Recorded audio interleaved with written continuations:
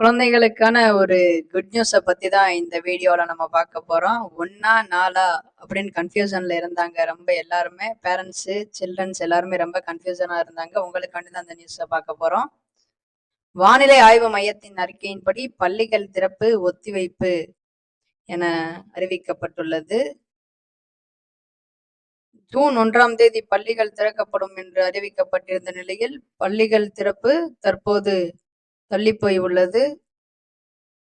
தமிழ்நாட்டில் கோடை விடுமுறைக்கு பிறகு ஜூன் 4 பள்ளிகள் திறக்கப்படும் என்று மாண்புமிகு பள்ளிக்கல்வி, தமிழ் வளர்ச்சி, செய்தி மற்றும் விளம்பரத்துறை அமைச்சர் திரு ராஜ்மோகன் அவர்கள் அறிவித்துள்ளார்.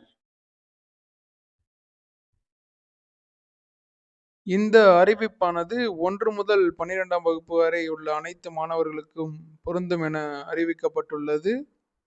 நன்றி, வணக்கம்.